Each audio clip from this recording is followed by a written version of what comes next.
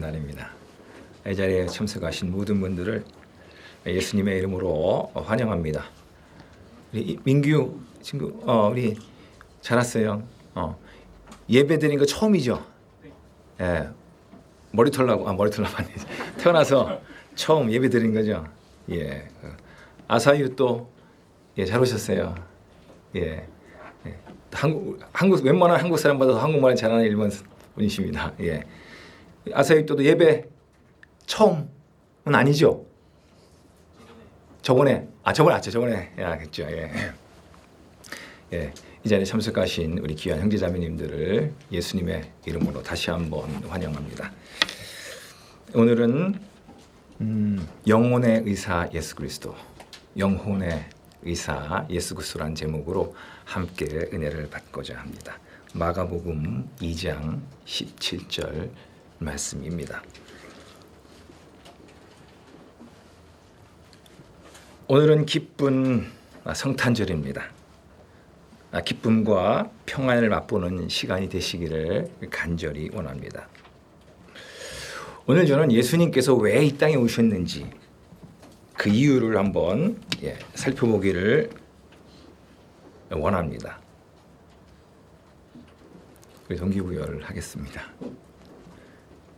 예수님께서 이 땅에 오신 목적입니다.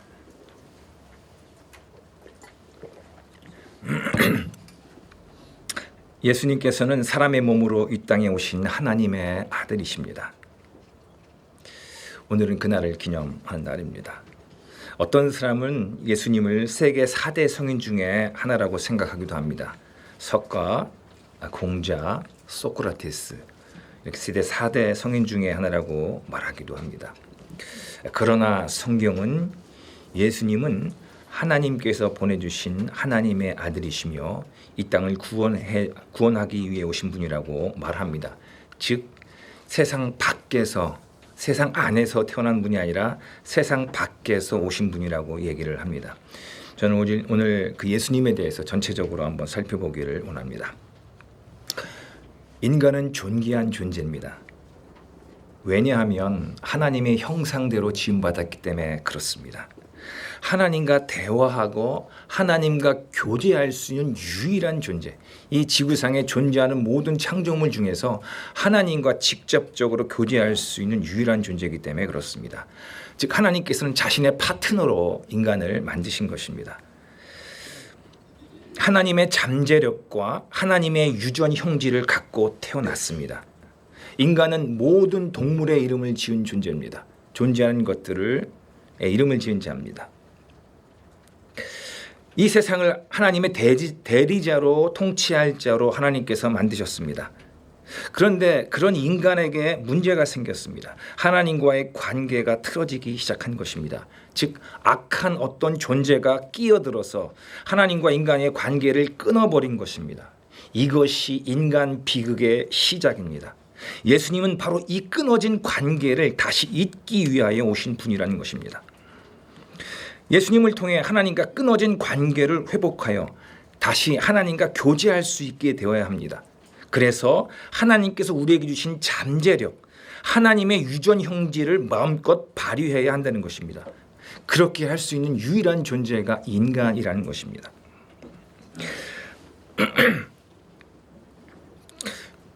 오늘 말씀을 통해서 예수님이 어떤 분이신지를 발견했으면 좋겠습니다. 저는 지난 1년 동안 외대에서 캠퍼스 모임 가운데서 매주마다 학기 중에 예수님을 만난 사람들이라는 제목으로 메시지를 전했습니다. 예수님을 만난 사람들. 우리 민규 형제는 참석하지 못했지만 2번이나 음료수로 찬조를 했어요. 그렇죠? 거기까지 2번 참조했습니다. 오늘 그게 다 복합되어 있으니까 잘 들으면 돼요. 자, 예수님 만난 사람들의 특징이 있습니다. 먼저는 뭐냐면 예수님 만난 사람들 한 사람 한 사람이 각자가 다르다는 것입니다. 다 다른 상태로 예수님을 만났다는 것입니다. 그들의 신분, 입장, 형편, 환경 다 다릅니다. 그런데 공통점이 하나 있어요. 그것은 뭐냐면 예수님을 만나면 변한다는 것입니다. 즉 예수님을 진짜 민격적으로 만나면 그의 삶이 송두리치로 바꿔진다는 것입니다. 물론 실질적인 문제, 신체의 결함이나 어떤 질병 혹은 마음의 소원이나 그런 것들이 예수님으로 인해서 채워지기도 하지만 예수님께서는 더 한 발자국 본질적인 문제도 해결해 주십니다. 저도 돌아보면 그랬던 것 같습니다. 제가 예수님을 지식적으로만 알았던 때가 있습니다. 하지만 제가 정말 예수님을 인격적으로 알았을 때, 예수님을 진짜 만났을 때 제 삶이 변화됐습니다. 바꿔졌습니다. 예수님을 정말 만나면 바뀌어지지 않을 수 없습니다. 저는 그런 변화를 일으키시는 예수님이 누구신지 오늘 한번 살펴보기를 원합니다. 그래서 함께 예수님께 주신 은혜를 맛보기를 원합니다. 예. 영혼의 의사 예수 그리스도에 대해서 제가 먼저 살피고 싶은 것은 이것입니다. 첫 번째 대지입니다. 예수님께서는 영혼의 의사로 이 땅에 오셨다는 것입니다. 3명의 복음서 기자들이 바라본 영혼의 의사 예수 그리스도이십니다. 자, 첫 번째 소지입니다. 첫 번째 소지는 마태의 관점에서 바라본 영혼의 의사 예수 그리스도이십니다. 우리 마태복음 9장 12절로 13절 말씀을 한번 다 같이 한번 읽어보도록 하겠습니다. 자, 읽습니다. 시작.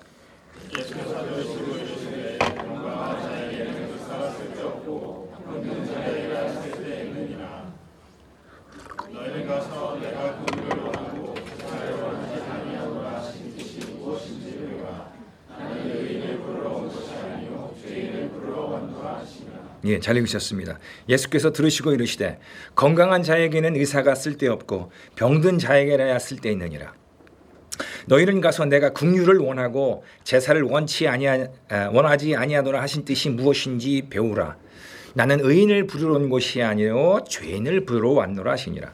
예, 마태가 경험한 예수 그리스도이십니다.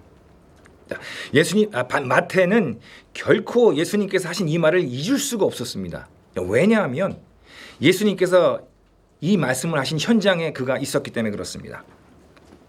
그래서 다른 복음서 기록자들과 달리 그의 기록은 아주 생생합니다.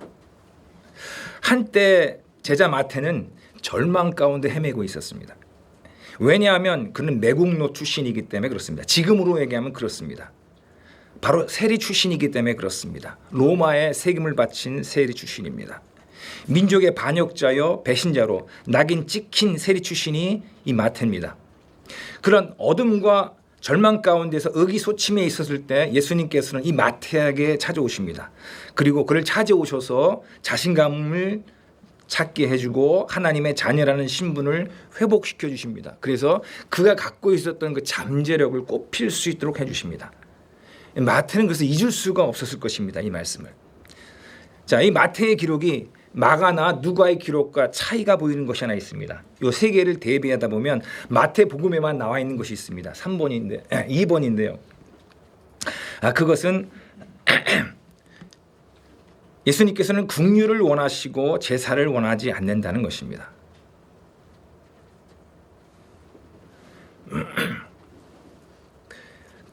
예수님께서는 긍휼을 여기십니다.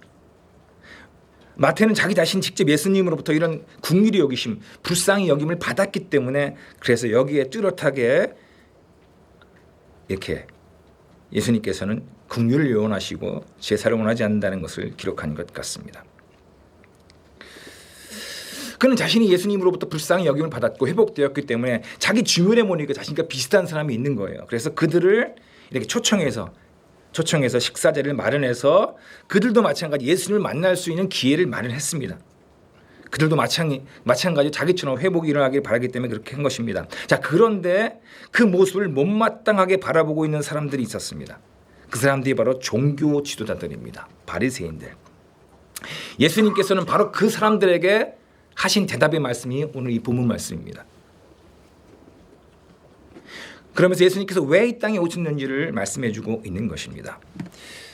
보십시오, 여러분들. 우리는 죄라는 바이러스에 걸려서 죽음이라는 병에 걸려있는 사람들입니다. 병에는 증세가 있지 않습니까? 증세를 통해서 그 병이 어떤지를 알 수 있습니다. 죽음의 증세는 다양합니다. 두려움, 외로움, 절망감, 관계의 단절, 무기력함, 우울증, 소심함, 무능력, 그리고 또 황폐함과 여러 메마름들, 이런 것들이 이런 죽음의 증상으로 우리에게 나타나는 것입니다. 자, 우리가 병에 걸리면 어떻게 합니까? 병에 걸리면 그 병을 고칠 수 있는 의사를 찾아갑니다. 예수님은 역사상 가장 위대한 의사라는 것입니다. 예수님께 가기만 하면 그가 어떤 병에 걸렸을지라도 고침받을 수 있다는 것입니다. 우리보다 나보다 더 사랑하시는 예수님, 나를 불쌍히 여기시는, 나를 긍휼히 여기시는 예수님께 가기만 하면 어떤 병도 고칠 수 있는 예수님 영혼의 의사라는 것입니다. 저는 마태의 관점에서 바라본 예수님을 봤는데, 두 번째는 이제 마가의 관점에서 본 영혼의 의사 예수 그리스도를 살펴보기를 원합니다. 마가복음 2장 17절입니다. 다 같이 한번 읽도록 하겠습니다. 읽습니다. 시작.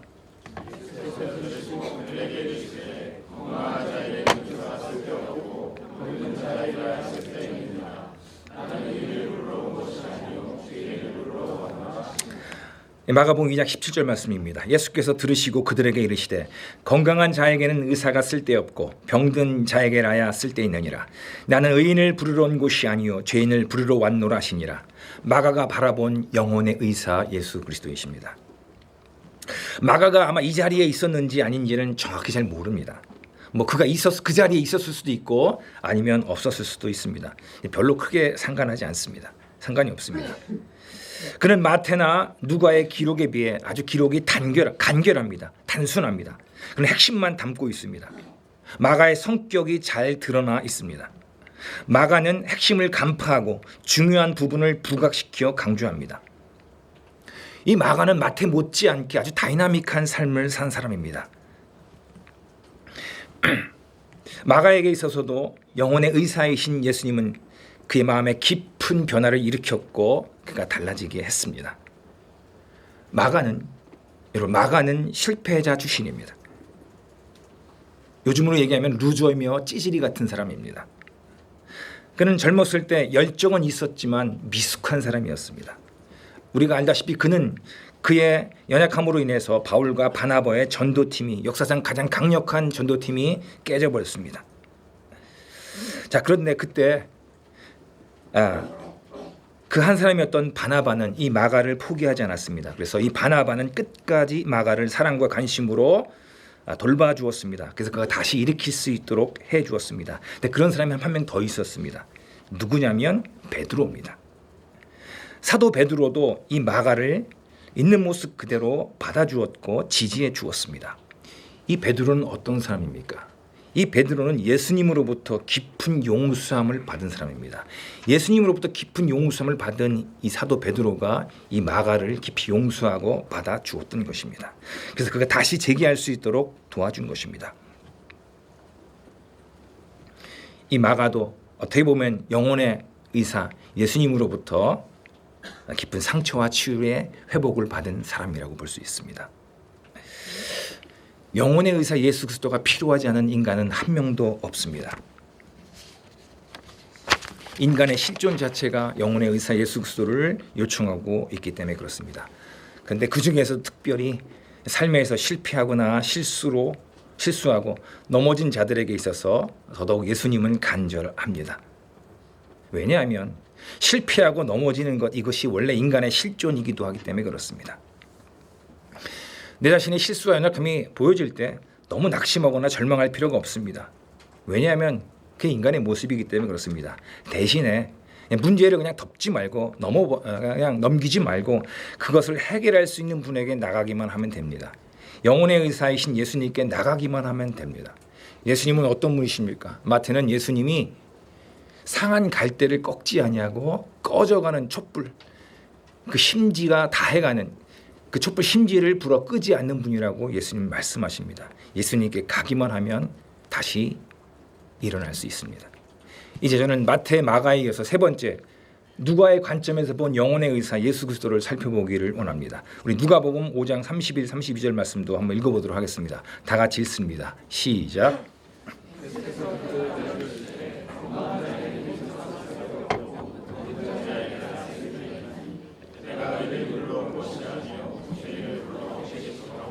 누가복음 5장 31, 32절 말씀입니다. 예수께서 대답하여 이르시되 건강한 자에게는 의사가 쓸데없고 병든 자에게라야 쓸데있나니 나는 의인을 부르러 온 것이 아니요 죄인을 불러 회개시키러 왔노라. 이거 별표시에 좀 유의해 줬으면 좋겠습니다. 자, 누가의 관점에서 본 영혼의 의사 예수 그리스도이십니다. 이 누가복음을 기록한 누가는 우리가 알다시피 의사 출신입니다. 누가는 의사 출신답게 사실 자체를 아주 중요하게 여깁니다. 팩트를 아주 중요하게 여깁니다. 이과 출신답게 아주 정확한 어떤 사실을 중요시합니다. 그래서 그는 직접 경험한 그 사실을 경험한 자들로부터 자료를 수집해서 신중하게 자신의 책 기록 누가복음을 기록합니다. 그래서 누가복음이 다른 마가보다 두껍습니다. 아주 자세하게 내용이 많습니다. 자, 그의 기록이 마태와 그리고 마가와 다른 부분이 여기 하나 있습니다. 그것은 뭐냐면 예수님 말씀이 있는데 여기에 회개시키러 별표시했는데 회개시키러 왔다라는 말을 추가시키고 있습니다. 누가는 왜 여기에 회개시키러 왔다는 말을 추가했겠습니까? 왜 강조했겠습니까? 그는 의사 출신답게 경험적으로 치료하는 의사도 중요하지만 치료받는 환자의 태도가 중요하다는 것을 잘 알고 있었습니다. 아무리 훌륭한 의사가 있을지라도 환자가 그 처방을 따르지 않으면 그리고 제멋대로 행동하면 낫기 힘든 것을 알기 때문에 그래서 여기에 회개해야 된다는 것을 구체적으로 이렇게 기록했습니다. 회개한다는 말이 무엇입니까? 회개한다는 말은 돌이킨다는 말입니다. 죄는 하나님께 대한 반역이고 반항입니다. 하나님의 뜻을 따르지 않고 내 멋대로 내가 하고 싶은 대로 하는 것을 성경은 죄라고 얘기를 합니다. 그렇기 때문에 이 죄를 해결하기 위해서는 근본적인 이 문제를 해결하기 위해서는 본질적인 회개가 뒤따라야 된다는 것입니다. 자신의 뜻을 굽히고 진심으로 예수님께 굴복하는 것이 필요하다는 것입니다. 이것이 쉽지 않기 때문에 예수님께서는 과정을 통해서 각 사람에 맞춰서 기다리시는 겁니다. 건강할 때는 건강의 소중함을 잘 모릅니다. 근데 건강을 잃어버리면 건강의 소중함을 잘 안다고 합니다. 자유를 상실하면 자유의 소중함을 알 수 있습니다.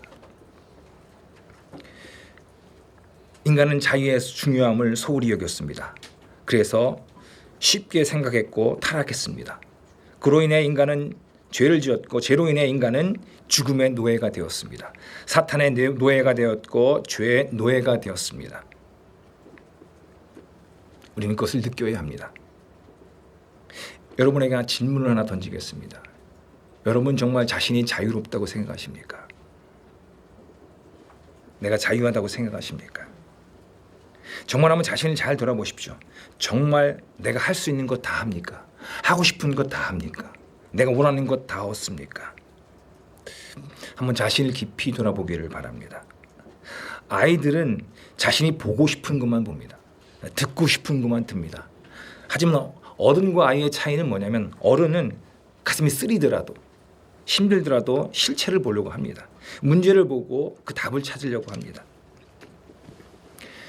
저는 마테마가 누가의 관점에서 본 영혼의 의사 예수 그리스도를 살펴봤습니다. 적용을 한번 하도록 하겠습니다. 두 가지입니다. 첫 번째는 하나님께서 긍휼을 원하신다는 것을 알아야 한다는 것입니다. 하나님께서는 긍휼을 원하시지 제사를 원하지 않습니다. 긍휼, 하나님께서는 우리에게 은혜를 베풀기를 원합니다. 마치 어미가 갓난아기를 돌보듯이 불쌍히 여기듯이 하나님께서는 우리를 그렇게 하신다는 것입니다. 이것이 하나님의 마음입니다. 하나님은 제사를 원하지 않습니다. 즉 자신의 노력이나 열심으로 하나님을 만족시키려는 태도, 이런 시도를 원하지 않습니다. 중단하기 원합니다. 저는 군대를 대학 졸업하고 갔습니다. 대학교 4년 동안 마치고 군대를 갔습니다. 왜냐하면 제 스스로 하나님을 만족시키려고 했기 때문에 그렇습니다. 제가 학사장교 간 이유가 바로 그렇습니다. 4년 동안 중간에 가지 않고 4년 동안 이 교회에서 봉사하려고 제가 그렇게 했습니다.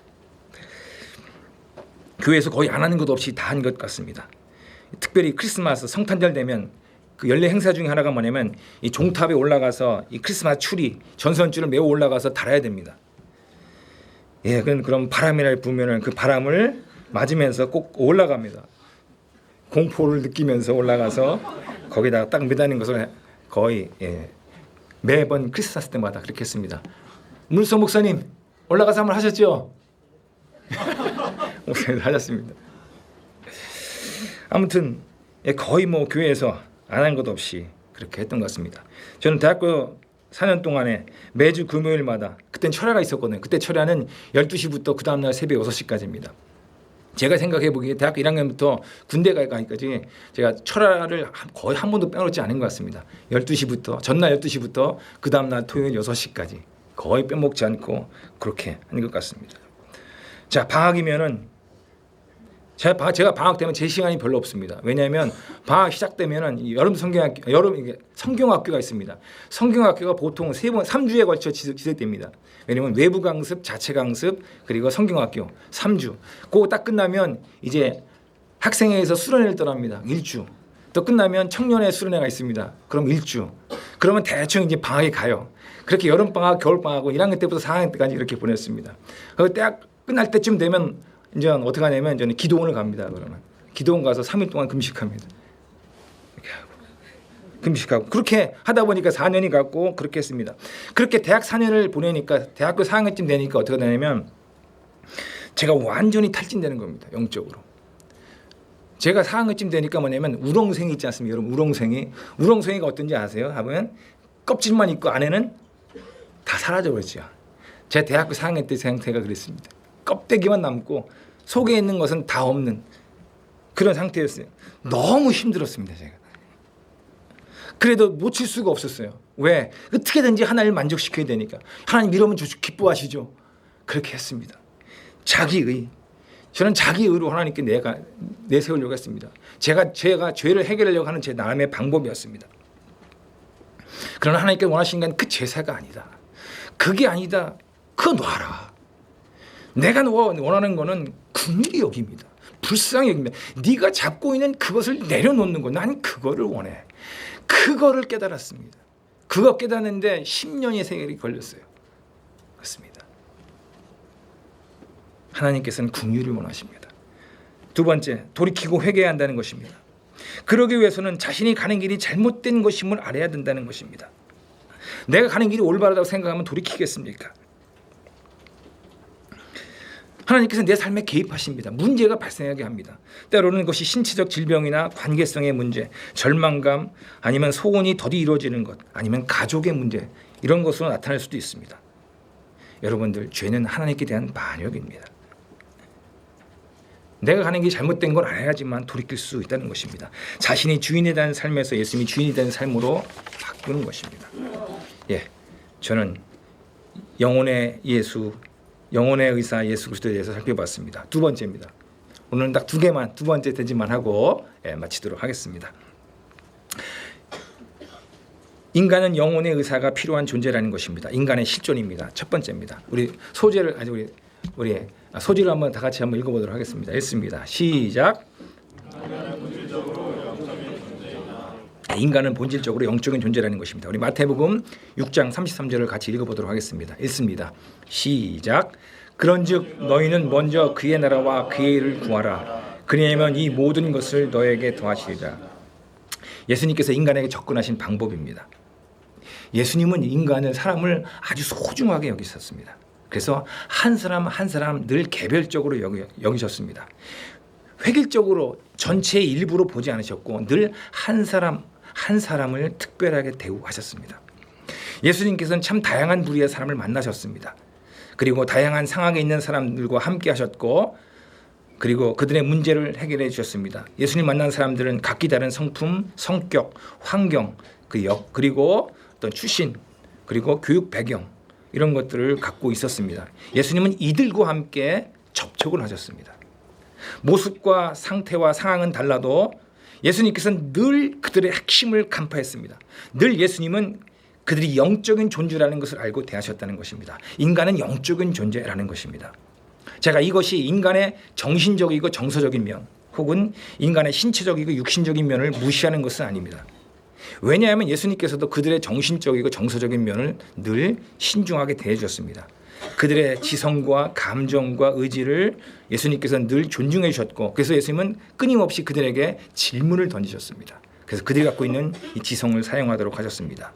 또 예수님은 그들의 신체적인 문제도 무시하신 것이 아니라 그들이 갖고 있었던 신체적인 문제들, 질병이나 어려움들을 고쳐줬습니다. 심지어는 그들이 배고파했을 때 예수님께서는 그들의 그 배고픔의 문제도 해결해 주셨습니다. 하지만 예수님께서는 여기 한 발짝 더 나가신 것입니다. 인간은 근본적으로 영적인 존재라는 것입니다. 결코 신체적인 것과 정신적인 것만으로 만족할 수 없는 존재라는 것입니다. 우리 누가복음 12장 4절에 이렇게 기록되어 있습니다. 누가복음 12장 4절 말씀 제가 한번 읽어보도록 하겠습니다. 내가 내 친구 너희에게 말하노니 몸을 죽이고 그 후에는 능히 더 못하는 자들을 두려워하지 말라. 예수님께서 하신 말씀입니다. 이 말을 한번 자세히 살펴보십시오. 이 말 안에는 인간이 어떤 존재인지가 나와 있습니다. 인간은 단지 몸뚱아리만 존재하는 존재가 아니라는 것입니다. 죽으면 끝나는 것이 아니라는 것입니다. 이것이 인간의 실존입니다.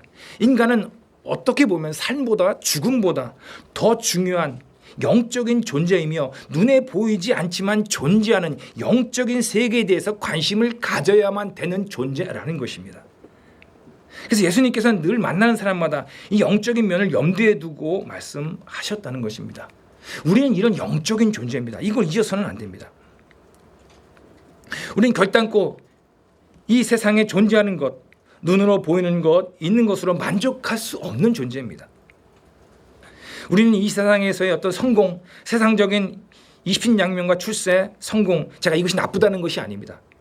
이것을 추구하지만 이것만으로는 만족할 수 없는 그런 존재라는 것입니다. 인간의 본질을 볼 수 있어야 된다는 것입니다. 두 번째입니다. 두 번째, 인간. 자, 두 번째도 한번 우리 한번 소절 한번 읽도록 하겠습니다. 읽습니다. 시작. 인간은 경험적으로 죄를 짓는 존재라는 것입니다.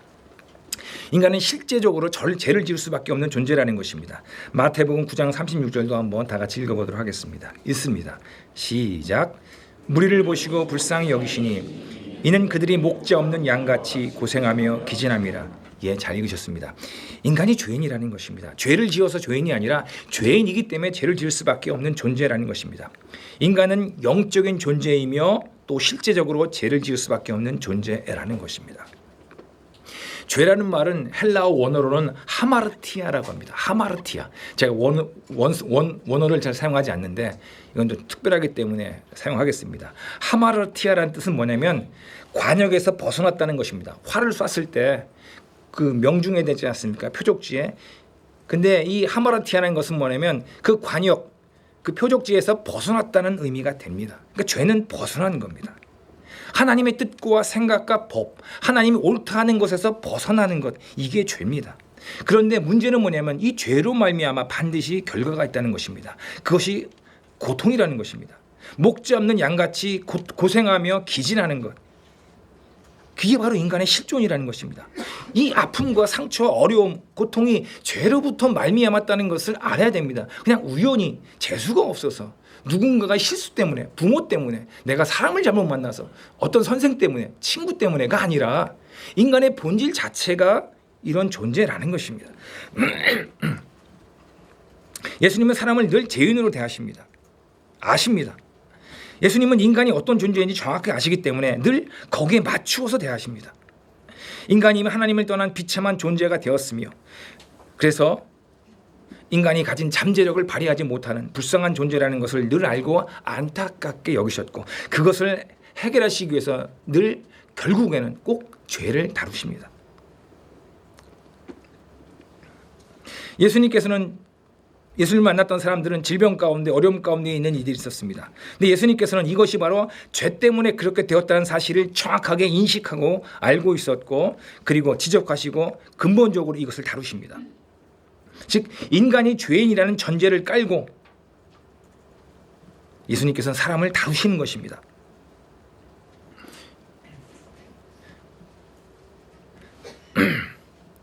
물론 예수님께서는 그들의 문제를 해결해 주십니다. 신체적인 질병, 실제적인 문제, 어려움들을 해결해 주십니다. 하지만 대증 치료, 문제만 겉으로 드러나는 것이 아니라 본질적인 문제, 이 죄 문제를 해결하도록 늘 거기까지 가십니다. 우리는 어떤 존재입니까? 우리도 마찬가지 정로에서 벗어난 자입니다. 이탈한 자입니다. 하나님과 관계가 끊어진 상태로 있는 자입니다. 그렇기 때문에 헤매고 방황하고 그리고 어려워합니다. 어떻게 보면 이것이 자연스러운 현상일 수 있습니다. 이 문제를 그냥 방치하지 말고 반드시 해결해야 된다는 것입니다. 스스로 해결하려고 하지 말고 이것을 해결할 수 있는 영혼의 의사에게 나오라는 것입니다. 세 번째 소지입니다. 우리 세 번째 소지도 한번 읽어보도록 하겠습니다. 읽습니다. 시작.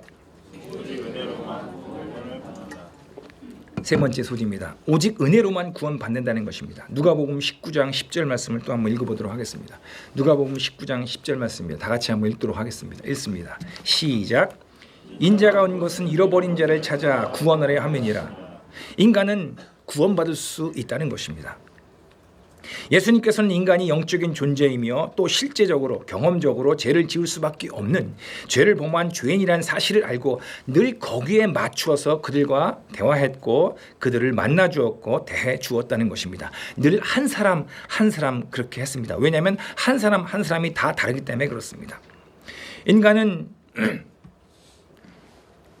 죄로 인해 비참해지고 버려진 존재가 되었지만 다시 회복할 수 있는 존재라는 것을 알고 늘 거기에 초점을 맞추었습니다. 아무리 약한 존재라도, 그가 아무리 부족한 자라도, 그가 아무리 연약한 자라도, 아무리 실수 가운데 있는 자라도 다시 존귀한 자리에 올라갈 수 있음을 알고 그렇게 대해주신 것입니다. 마태가 그렇게 했고, 그리고 38년 된 병자가 그랬겠고, 사마리아 여인이 그렇게 했고, 니고데모가 그랬고, 베드로가 그랬고, 요한이 그랬고, 야고보가 그랬습니다. 예수님께서 구원해 주신다는 것입니다. 예수님을 믿기만 하면 구원받을 수 있습니다. 예수님께서 마련하신 그 길을 가기만 하면, 예수님께서 십자가에서 이루신 바로 그 보혈로 말미암아 만드신 그 길을 가기만 하면 그가 어떤 죄인이라도 구원받을 수 있습니다. 다시 살아날 수 있다는 것입니다. 어떤 상황에서도 주님께 나가서 도움을 요청할 수 있습니다. 예수님께서는 단 한 번이라도 자신에게 나와서 진심으로 요청한 자를 거절하신 적이 단 한 번도 없습니다. 다신 진심으로 그렇게 해야 됩니다. 예수님은 하나님의 아들로서 전능하신 지식과 지혜로 그의 중심을 꿰뚫어 보았기 때문에 그가 정말 진심으로 자신에게 와서 요청하는지 아닌지를 알고 그가 진심이라면 도우셨다는 것입니다. 인간 스스로는 구원받을 수 없다는 것입니다. 바리새인들은 어떤 존재입니까? 바리새인은 스스로의 힘으로 구원을 얻으려고 한 자들입니다. 자신의 의로움으로 하나님을 만족시키려고 한 자들입니다. 이것이 그들이 역겹게 여겨지는 이유입니다. 왜냐하면 인간 스스로는 결단코 의로워질 수 없기 때문에 그렇습니다. 여러분, 독사가 있습니다. 독사가 어떤 것을 물 수가 있습니다. 사람을 정말 사랑해서 그 독사가 물 수도 있습니다. 독사가 사랑해서 물었다고 거기서 뭐가 나옵니까? 꿀이 나옵니까? 아닙니다. 독이 나옵니다. 독사기 때문에 그렇습니다. 인간이 그렇습니다. 인간이 아무리 선하고 좋은 행동을 하고 할지라도 인간에서 나온 것이 그렇다는 것입니다. 자기 의로움은 늘 본전 생각이 나게 합니다. 내가 이렇게 수고했는데, 내가 이렇게 고생했는데, 내가 지금까지 이렇게 했는데 그냥 거저 은혜를 받는다고? 그런 게 어디 있어 도대체. 본전 생각이 나게 합니다. 내 열심, 내 수고, 이걸 가지고 붙잡으러 갈 때 진리를 못 볼 수도 있다는 것입니다. 종교적인 노력과 봉사를 그쳐야 합니다. 우리 스스로의 노력으로 그 문제를 해결하는 것을 손 놔야 된다는 것입니다. 예수님을 믿어야 합니다. 자, 어떻게 예수님을 믿을 수 있습니까? 예수님을 믿은 사람들의 공통점이 있습니다. 그게 뭔지 아십니까? 그것은 먼저 예수님이 그들을 믿어주었다는 겁니다. 예수님께서 늘 그들을 있는 모습 그대로 받아주셨습니다. 인정해 주셨고 이해해 주셨습니다. 그렇게밖에 할 수 없는 6명의 남편을 둘 수밖에 없는 그 어려운 심정을 있는 모습 그대로 받아주셨고 그들을 먼저 이해해 주셨고 믿어주셨습니다. 예수님께서 그들을 믿어주셨기 때문에 그들은 이런 사랑과 긍휼하심을 받고 그제서야 예수를 믿을 수 있었다는 것입니다. 지금도 마찬가지입니다. 예수님으로부터 신뢰를 얻어야 됩니다. 그리고 예수님을 믿는 사람으로부터 이 사람으로부터 그런 예수님 같은 긍휼과 예수님 같은 그런 믿어줌과 이해함과 이런 걸 받아야지만 그 사람을 믿고 그 사람 믿는 예수님을 믿을 수 있다는 것입니다.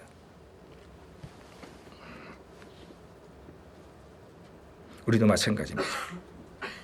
우리 제발 우리 스스로의 의로움과 노력으로 하나님을 만족시키려는 그것을 내려놓기 바랍니다. 나를 나보다 더 사랑하신 예수님, 나를 위해 자신의 목숨을 내어놓으신 그 예수님의 긍휼하심을 붙잡기 바랍니다. 오직 예수님을 믿기 바랍니다. 내가 가던 그 길, 내가 주인이 되어서 가던 그 길을 이제 돌이켜야 됩니다. 회개하고 예수님께 돌아오기를 바랍니다. 예수님께 무릎을 꿇기 바랍니다. 예수님의 사랑과 희생에 굴복하기를 원합니다. 이제 적용적 관점에서만 두 개만 하고 이 말을 정리하도록 하겠습니다. 첫 번째입니다. 하나님을 알아가는 작업을 해야 한다는 것입니다. 제가 말은 쉽게 하지만 예수를 믿는다는 것, 자기 자신을 내려놓는다는 것은 정말 쉽지 않습니다. 그래서 예수님께서는 지금도 기다리십니다. 각 사람에 맞춰서 기다리십니다. 그가 진심으로 돌이키도록 기다리십니다. 그 1년이 기다든 2년이 되든 3년이 되든 10년이 되든 그가 진심으로 돌이켜야 되기 때문에 기다리십니다. 그래서 전도도가 쉽지 않습니다. 기다려야 되기 때문에 그렇습니다. 우린 기다릴 때 그냥 가만히 있지 말고 성령의 도우심과 예수님으로 말미암아 하나님을 알아가는 작업을 해야 합니다. 근데 이게 결단코 저절로 되지 않습니다. 그래서 방법이 필요합니다. 어떻게 하면 좋겠습니까? 그것은 정말 예수님을 만나서 해결함을 받은 사람, 예수를 믿고 변화된 사람, 그 사람의 도움을 받아야 됩니다. 방법이 없습니다. 그 사람과 함께 성실하게 성경 말씀을 공부하는 방법밖에는 없습니다. 예수님이 누구신지, 내가 어떤 존재인지에 대해서, 그리고 과정을 통해서 정말 내가 그걸 느껴져야 합니다. 내가 죄인이고 내가 죄 때문에 이렇게 고통스럽고 내가 죄 때문에 이렇게 연약할 수밖에 없고 바보같이 어리석게 행동할 수밖에 없구나라는 걸 절감해야지만, 그리고 그 사람을 통해서 예수님께서 보여주시는 그 따뜻함과 긍휼과 자비를 느껴야지만 그를 붙잡고 그가 믿는 예수님을 믿을 수 있다는 것입니다. 그렇기 때문에 기회가 주어졌을 때 수련회나 훈련, 우리 캠퍼스 교제 모임, 직장인 모임이 바로 그런 시간이라고 생각됩니다. 바로 그런 기회를 가질 때 정확하게 초점을 맞추고 겉으로 드러나는 교제도 하고 여러 가지 것도 하고 풋살도 하고 운동도 하고 탁구도 하고 여러 가지 맛있는 거 먹고 해야 되겠지만 깊이 있는 영적 문제, 본질적인 문제에 초점을 맞추어야 한다는 것입니다. 마지막 두 번째 적용입니다. 하나님과 교제를 누려야 한다는 것입니다. 잃었던 신분을 되찾으십시오. 하나님께 여러분에게 주신 그 각자 갖고 있는 그 잠재력과 가능성, 그것을 꼽히기를 바랍니다. 그건 어떻게 할 수 있습니까? 그것은 오직 하나님과의 교제를 통해서 하늘의 자원을 공급받아야지만 할 수 있는 것입니다. 이것을 배워야 합니다. 야고보는 야고보 1장 17절 말씀에 이렇게 얘기를 하고 있습니다. 온갖 좋은 은사와 온전한 선물이 다 위로부터 빛들의 아버지께로부터 내려오나니 그는 변함이 없으시고 회전하는 그림자도 없으시니라. 모든 좋은 것, 모든 영적이고 그리고 실제적이고 아주 선하고 덕스럽고 복된 모든 영적인 선물은 다 하나의 예외 없이 하나님께서 주신다는 겁니다. 그래서 하나님과 그 관계가 끊어져 있으면 결코 이것을 받을 수 없습니다. 그래서 이건 못 받고 다른 거로 자기 것으로 메꾸려고 대체하려고 합니다. 그렇게 하지 마시고 하나님과의 관계를 회복해서 하나님으로부터 이것을 받으시기 바랍니다. 이것을 받는 방법이 하나님과 교제하는 방법입니다. 그 중에 하나가 뭐냐면은 아침에 주님과 교제하는 겁니다. 경건의 시간을 갖는 겁니다. 저는 30년 가까이 매일 아침마다 하나님과 교제의 시간을 갖습니다. 경건의 시간을 갖습니다. 저는 그때 그날 하루 살아갈 것들을 공급받습니다. 그리고 제 문제 같은 것들을 그때 아려놓습니다. 그리고 기도를 통해서 내어 맡깁니다. 그렇게 지금 여기까지 왔습니다. 여러분이 갖고 있는 잠재력이 있습니다. 그 잠재력을 발휘하십시오.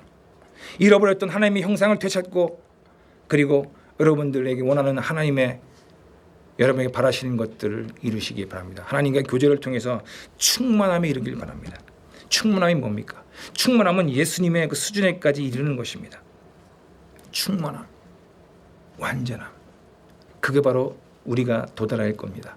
그러기 위해서는 주님의 도움이 필요합니다. 하나님과의 교제를 통해서 그것이 공급받아야 된다는 것입니다. 아침 경건의 시간을 통해서 구체적인 믿음의 기도를 통해서 그런 것들을 얻을 수 있습니다. 저는 여러분들에게 오늘 영혼의 의사 예수 그리스도를 통해서 도전을 했습니다. 여러분들 이 성경의 약속과 같은 것들을 받아서 실제적으로 누리시기를 예수님의 이름으로 다시 한번 간절히 부탁의 말씀을 드립니다. 그 은혜를 누리시는 기쁜 성탄이 되시기를 예수님의 이름으로 부탁의 말씀을 드립니다. 이 시간 한번 다 같이 기도하시겠습니다. 영혼의 예수, 영혼의 의사 예수님. 그 예수님은 우리를 아십니다. 우리의 문제를 아십니다.